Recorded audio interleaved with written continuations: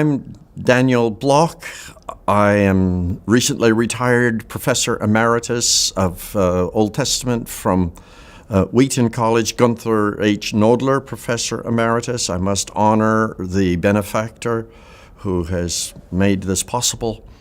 And I taught there for 12 years. Before that, I taught at 3 different institutions, at least a decade in each. So I've had lots of fun all my life trying to make the First Testament, which is what I call the Old Testament, come alive for the people of God. We tend to think that the Book of Deuteronomy is a law book. And our first response is the author of the Book of Deuteronomy was writing down the laws that the Lord gave to Israel through Moses. But if you have ever heard the entire Book of Deuteronomy read to you in one piece, that's not the impression you would get. Because the author of the book presents this book quite differently. The stage is set on the plains of Moab, east of the Jordan River. These are Moses' last days. It's his last shot. He is giving his parting words to his congregation, whom he has shepherded, pastored now for 40 years. The book of Deuteronomy consists of 3, or actually I think 4 of Moses' addresses brought together in a package now from chapters 1 verse 6 all the way through to the end of chapter 26 and picking it up again in chapter 28. You've got 4 addresses, sermons that Moses preaches. That's followed by the song. It's usually called the Song of Moses. It's not actually a proper title for it. It's the Song of the Lord because it's about God. God is the one who apparently, the text says, dictated it to Moses and Joshua. So I call it Israel's national anthem, and then it ends with the benediction, blessing of all the tribes. It's like one long Russian church service where you've got 3 or 4 sermons and then a closing hymn and the farewell benediction. The author of the book thinks he's writing the last chapter of the life of Moses. It's all about Moses, you're about to die. And Moses is burdened for his people. After he's gone, what will happen? So in his preaching, in the closing song, he keeps reminding the people of all the magnificent graces that the Lord has lavished upon them. God called Abraham out of Ur of the Chaldees, out of Babylon, to be his agent of blessing to the world. The people went down into Egypt, and there they were enslaved, and the Lord graciously and miraculously, with signs and wonders, got them out. He took them to Sinai, and there he entered into a marriage covenant with them. It's all of grace. And then he revealed to them his will in great detail, that they might know what it means to respond with gratitude and joy to the grace of God. The book of Deuteronomy is actually like Jesus' last conversations with his disciples in the upper room. This is his farewell address. Peace I leave with you, my peace I give unto you. Not as the world gives, give I unto you. Let not your hearts be troubled, neither let it be afraid. This is what Moses is doing. He is giving them a final word, and the author thinks that's what he's doing. When we read the book, we need to read it aloud, and then you will hear the preaching. You will hear the sermons. What does the Lord now require of you? And it is not simply a matter of keeping laws. It is a matter of loving and serving him. For many Christians today, the book of Deuteronomy is a dead book. It has no life. In fact, we think it kills. Why is that? The problem actually goes back 2,000 years and more. It goes back to the 2nd and 3rd centuries when Jewish scribes in Egypt were translating the Hebrew Bible into Greek for the sake of Greek-speaking Jews. They'd lost Hebrew. And so now we want to make it accessible. In that translation, they made two decisions that have sent the history of interpretation of this book down a certain direction. First, whenever you have the word Torah, they translated it as law, even though the word does not mean law. They translated it nomos. Nomos may have meant teaching, Torah, at that time, but certainly by the time of the New Testament, it has come to mean law, the way Paul uses it and others. They translated law, which makes us think that what we have in this book are the laws of Moses. Two problems with that. One, the word Torah actually means teaching, instruction, which takes many forms. It can be in the form of story. Most of Moses' first address is simply retelling the story of how we got from Sinai to the present. There are no laws here. Much of the rest of it is remembering events that happened and using past events to inspire the people to future faithfulness. So this is more than law, and the tone of it is often not legal at all. Watch yourselves carefully, therefore.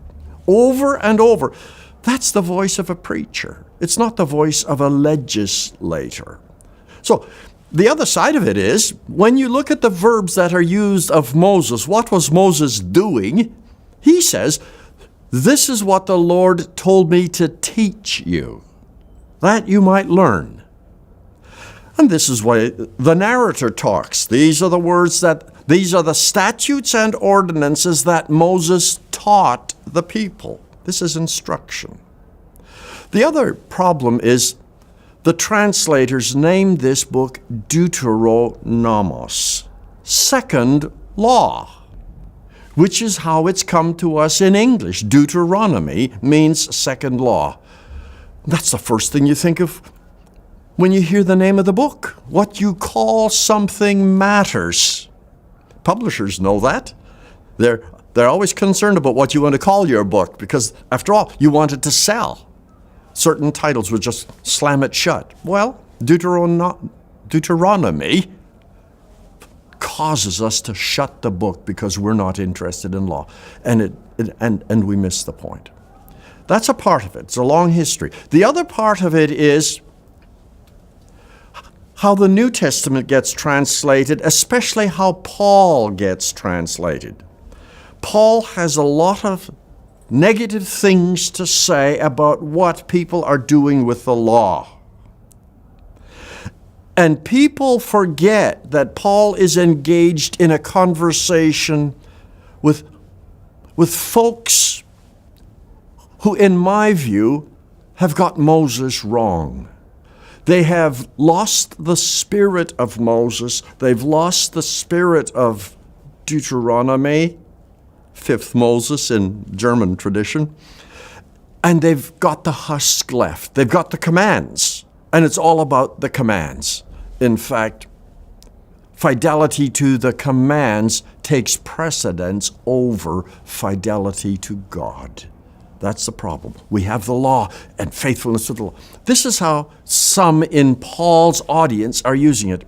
And so when Paul has negative things to say about the law, and he does, he uses the word nomos, we take these to be the lens through which we should read the whole book.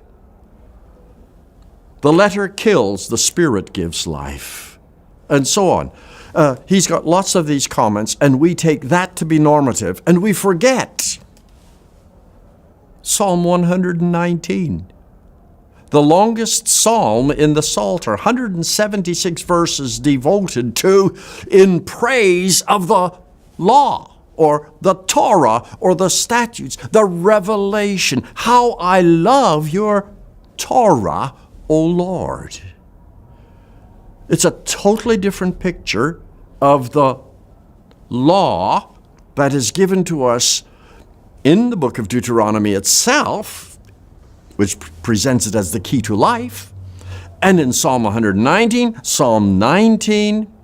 But these texts are an embarrassment to many of us who just read Paul. If you start with Paul's polemical statements about how the law is used, and you forget the debate that is swirling around him, you'll take this to be the normative view.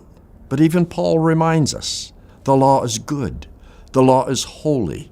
That should be the lens. And his concern is not to debunk Moses and replace the law of Moses with a gospel of grace. I am convinced it is to recover Moses. And if we get that, suddenly the whole book of Deuteronomy changes. I mean, already Psalm 1, blessed is the one who doesn't walk in the counsel of the ungodly, nor sit in the seat of sinners, nor stand in the way of sinners, nor sit in the seat of the scornful, but his delight is in the Torah of the Lord. We too should take delight in it, as Jesus and the apostles did. Well, there are a few key texts in Deuteronomy that we really should be very familiar with.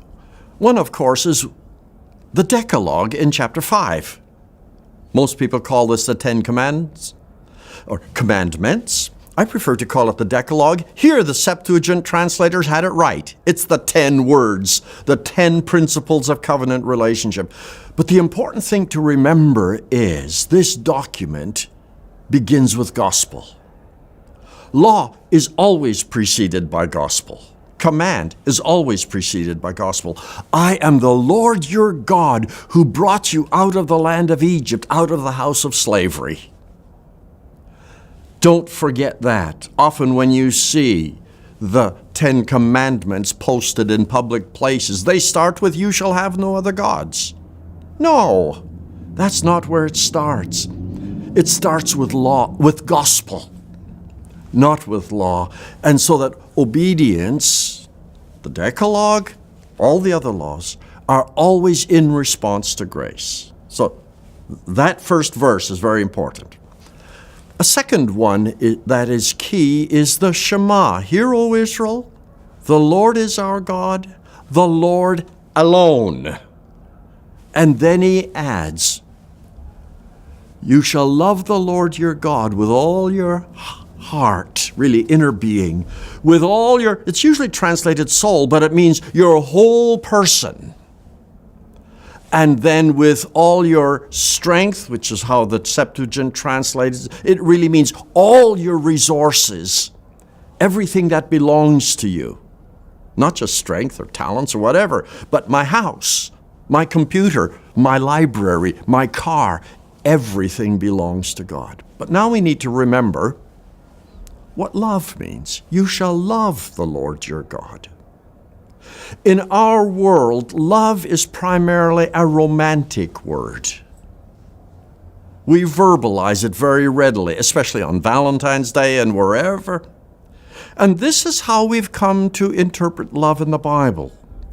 But both the Hebrew word ahav and the Greek word agapao, which is the equivalent, mean covenant commitment demonstrated in action in the interest of the other person. That's love. This is 1 Corinthians 13. Love, seeking the well-being of it. You shall love, which means you pour out yourself, everything devoted to God, because of all he has done for you.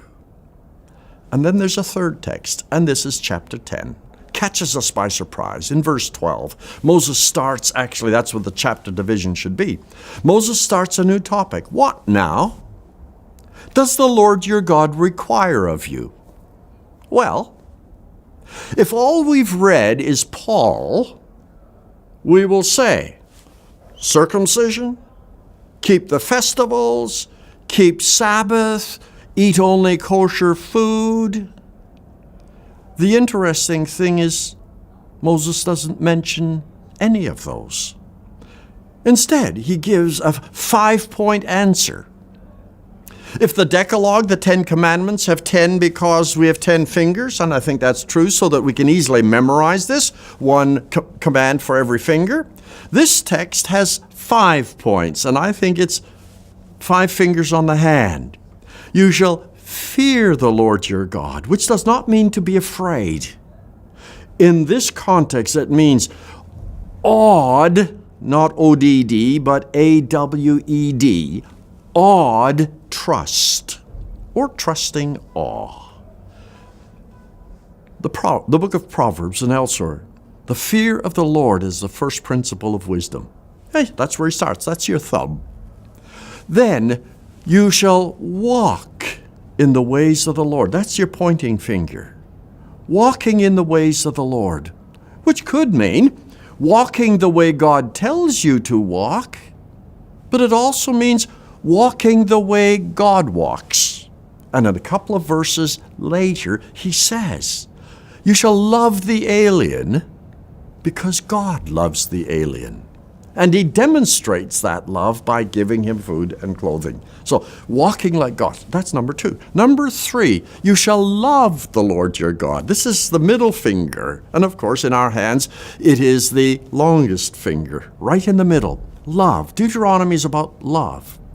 Love for God. Jesus had it exactly right when he said all the commands boil down to one, in 2 parts. You shall love the Lord your God with all your heart, with all your being, and with all your resources, and your neighbor as yourself. Love means covenant commitment demonstrated in action for the next person, whether it's God or whether it's one another. Love. You shall serve the Lord your God. This is the ring finger. It really speaks of becoming God's vassal. He owns you. You are involved in a covenant relationship with him. Serve him, no other gods, which means living as his representative wherever you go. Paul, a servant of Jesus Christ. Wherever he goes, he's his envoy. And then finally, oh, by the way, keep the commands. Interesting, that's last. And that's the little finger. If there's one finger on your hand you can do without, it's the little one. In this case, he puts it at the end because all of these other things are fundamental. This becomes the way all of the others are expressed.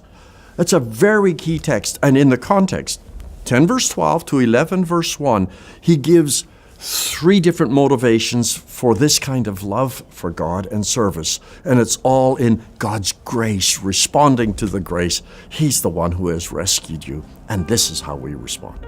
We need to memorize that whole text, 10 verse 12 to 11 verse 1. And then you have Deuteronomy.